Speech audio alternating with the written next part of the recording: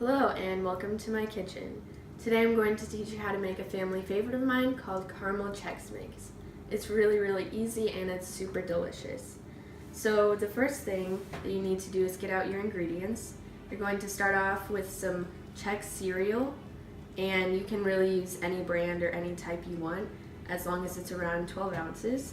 Then you're going to need some brown sugar, butter, vanilla, salt, baking soda, and some corn syrup. You're also going to need some supplies. So you need a pot like this, and it needs to be fairly large because it'll foam over if it's not big enough. Then you're going to need a brown Hy-Vee paper bag that you can get at any Hy-Vee. You're going to need a cookie sheet or two depending on how much you make, or you can use wax paper. Then you're going to need a spatula, some measuring spoons, and some measuring cups. And then you're also going to need some bowls to measure out all of your ingredients ahead of time because it makes things a lot easier. And then the last two things you'll need are a microwave and a stove. So let's get started. So the first thing that we're going to do is measure out all of our ingredients. So the first thing is we're going to take our 2 boxes of cereal and we're going to put it in the brown paper bag. So we just need to have our brown paper bag open and just open up these cereal boxes and just dump them in.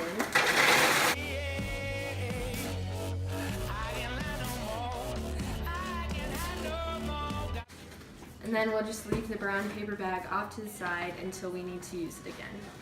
Then we're going to go over to the oven and we're going to set the oven on a medium heat, like so. Then we're going to take our 2 sticks of butter, which is 1 cup, and we're just going to dump it out into the pan. You giving me more. Then while we let that melt, we're going to go over and measure out all the rest of our ingredients so we're ready. So now we're going to measure out the rest of our ingredients. So the first thing is salt, and we're just going to take a dash of salt. So right here, just about that amount. And we're just going to put it into the bowl to use for later. Then we're going to take 1.5 teaspoons of baking soda, and we're just going to take our measuring spoon and take it in and then brush it off on the side, like so, and then just dump it in like that. Then we're going to take 1 teaspoon of vanilla and use our 1 teaspoon measuring spoon, and we're just going to measure it out and dump it into the bowl, and then you screw the lid back on. Then we're going to take 1/2 cup of corn syrup and just take this, put it into the 1/2 cup.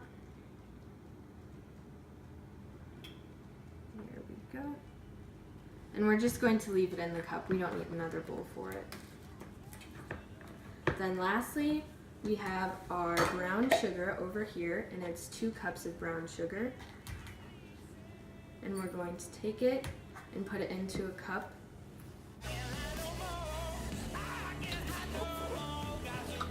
And you want to make sure that you pat it down so you get the correct amount of brown sugar.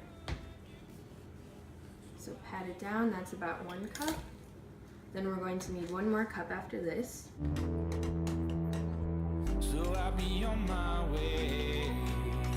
And then pat it down, and then just dump it into the bowl with the rest of the brown sugar. Then you'll be all measured out, and so you can use the ingredients as soon as you can, and then it'll make things a lot easier for you. So now we're just going to place all of our ingredients and put them over next to the stove so they're within reaching distance so we can use them later on. Then we're going to check on our butter and see that it's completely melted. So that means that it's time to add in our corn syrup. Then we're also going to add in our brown sugar. From here, we're just going to take our spatula and we're just going to keep stirring it in like this until it comes to a boil. Now it's going to take quite a long time for it to boil, so it's kind of a tedious process, but As for the rest of the recipe, it really doesn't take that long, which is what makes it such an easy, quick snack to make. And it's really, really good. My family has it at almost every get-together we have, so we'll check back in later and see how it's doing. Okay, so let's go check back in on our mixture. As you can see here, it's just starting to boil up in the middle. And while I was waiting for it to boil, I also was stirring occasionally, so you might want to do that as well. Then I'm going to set a timer for 1 minute, like this. And then what this is it makes sure that the caramel mixture doesn't get too chewy or it doesn't get too hard, because if you cook it too long, it's gonna get hard. And if you don't cook it enough, then it's gonna get too chewy. So here we want to stir it up as it's boiling. And you want to do this for the whole time as it's boiling.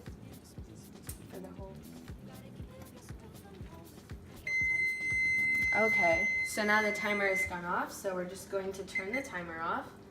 And then we're going to take our spatula and put it on the side. Then we're going to take our pan and take it off the heat. Then you just want to turn your oven off.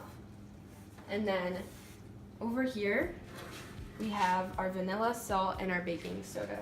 You're first going to want to take your vanilla and your salt and add it in. But before we do that, we want to make sure that we have our Chex cereal over here on the ground so it's ready to go, because it's kind of a quick process. So first thing, we're going to take our vanilla, add it in, take our salt, and add it in. And then you just want to stir that in just a little bit. You don't have to stir it too much.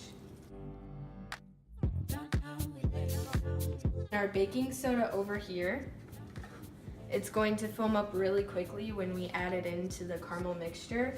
So we're going to want to be stirring all the time. So we're just going to add it in like this. And as you can see, it's starting to foam up like that, and it's changing color.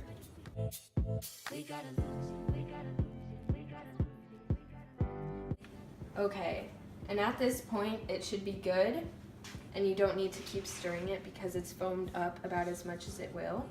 So then you're going to want to take it, you're just going to want to dump it into the bag with your Chex cereal, and you're just going to want to scrape out all of the insides of it.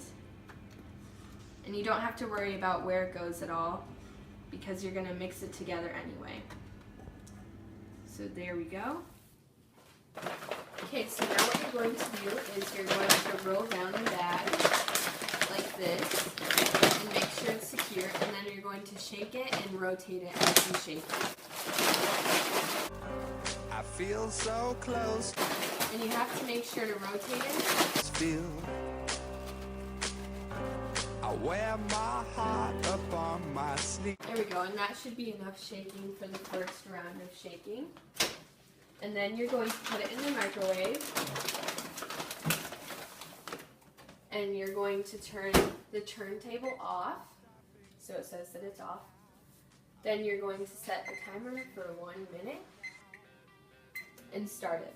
And you're going to do this for 3 minutes total. So you're going to take it out each minute and then shake it again and then put it back in. So we'll check back later. Okay. So once the timer goes off, you're going to take it out of the microwave. And then you're going to just shake it once again, making sure to rotate the bag.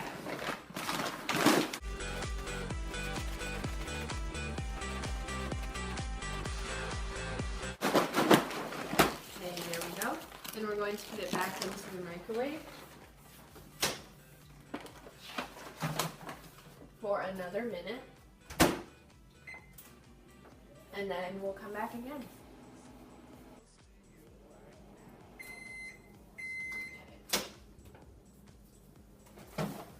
And for one last time, you're going to take it out of the microwave, and you're going to shake it up again, rotating it as you do so, and holding on to the top so the stuff doesn't fall out.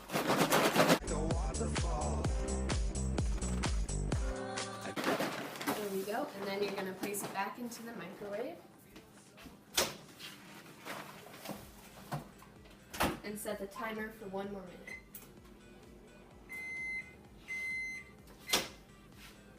Okay.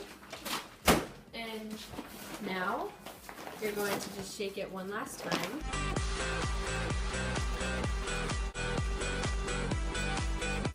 And then we're going to take it over here next to our 2 cookie sheets. And we're going to open the bag up and just kind of tip it over on its side. Then we're just going to shake out all of the gooey caramel Chex Mix. Stopping us right now. There's no stopping us right now. I feel so. There you go. So then you're just going to let the Chex Mix sit out on the cookie sheets for roughly 10 minutes, and then you'll want to come back over and you'll want to just kind of mix it all together again to make sure that there aren't too many clumps. And then you'll do that maybe a few more times, 2 more times maybe. And then from there, it'll be ready to go. Okay, well now that it's been a few minutes, we're just gonna come back and we're just gonna break up some of the chunks so that it all doesn't get mashed together into just like a popcorn ball.